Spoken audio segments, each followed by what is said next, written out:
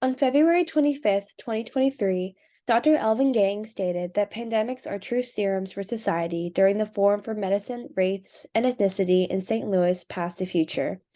In essence, pandemics or times of public health crises create opportunities for society to explore the existing injustices within its institutions. This led me to several questions. Firstly, how have pandemics impacted Italian communities throughout history? In what ways do times of public health crises reveal the truth? And how has the public health response evolved over time to reflect these truths? One of the earliest recorded pandemics includes the Black Death, which wreaked havoc in Florence, Italy in 1348. Italian society had yet to develop a comprehensive public health response, and social and moral chaos erupted because of the plague.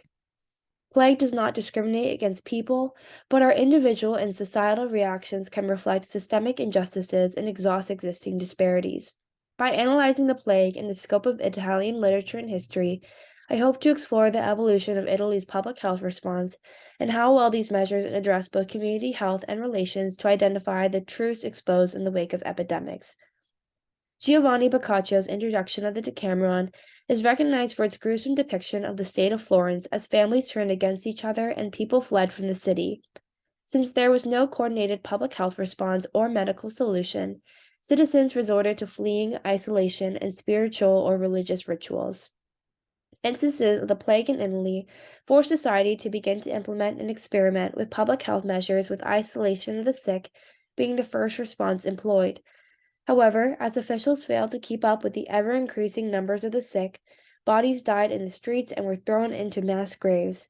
In essence, one's humanity was disregarded, as plagued individuals were reduced to their diagnoses.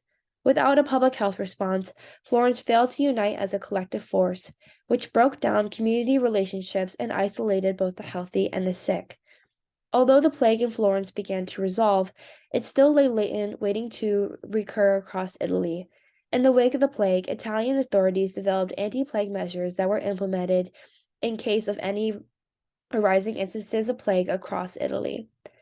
However, in 1629, the plague disrupted Italian communities once again in Milan.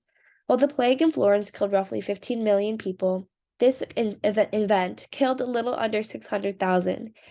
This time, authorities were prepared to respond using public health measures such as the Board of Health, lazarettos, limiting the access of people and goods into the city, improved sanitation, and identification of those who were infected. The Board of Health allowed for a group of individuals to lead the public health response, and lazarettos allowed for the isolation of sick individuals away from the rest of the city. While many historical texts investigate the mortality rates and numbers, it is essential to also inspect literature to better understand a community's sentiments while facing the plague.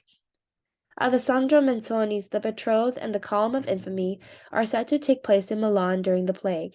As Manzoni details many of the public health measures that were implemented during that time, he adds a humanistic layer by describing how citizens were emotionally and psychologically impacted. Although lazarettos were created with the intention to isolate the sick, many citizens feared the lazarettos, as being sent to one was a death sentence in of itself.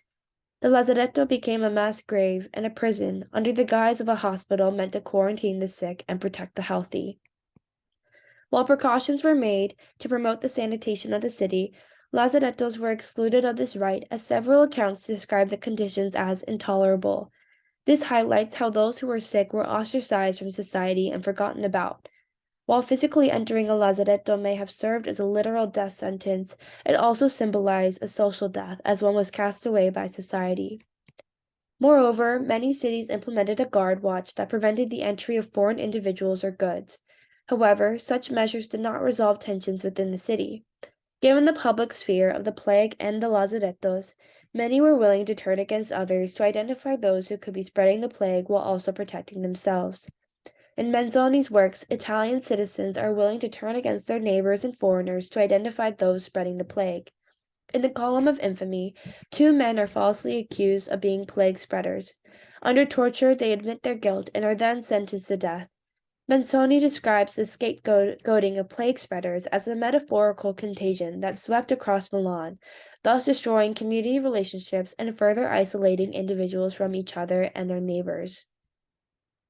At the beginning of chapter 31 in The Betrothed, Benzoni writes that the plague may have entered Milan because of the German troops traveling through the city during the 30 Years' War. He writes that it invaded and ravaged a great part of Italy. Using these words promotes imagery of warfare. In his next quote by Mario Guiducci, a scholar and writer from Florence, he writes that, considering that fortresses are built for defense against enemies, to secure states, it was not unbecoming to use them against the major enemy of mankind, and thus almost encloses it there in a strong prison to free the city from the cruel slaughter of death. In this sense, city walls and lazarettos serve to shield citizens from a common evil, the plague. These two rhetorics draw a parallel between plague and war as cities unite in public health efforts to defend themselves from their enemies. However, one must interrogate the negative implications of this language as plague becomes a metaphor for war and then becomes used against people. In this sense, those who fall ill with the plague are ostracized from society, isolated, as they are perceived as carriers of disease and threats to public health, not individuals. Despite the numerous public health regulations that were implemented in Milan, there exist many similarities in the responses from communities and public sentiment. While the mortality rate did drop, both instances of plague shared themes of social unrest, othering of sick bodies, and the collapse of communities. People acted purely out of self-interest, and those with the plague were reduced to their illnesses and stripped of their humanity as they were merely treated as bodies to get rid of. Boccaccio and Manzoni depict the experiences of the Italian community during times of plague using literature. By investigating literature, we can begin to understand the social and moral implications of public health crises beyond the numbers. In essence, plague can serve as a true serum by showing how we ostracize and dehumanize those who are sick.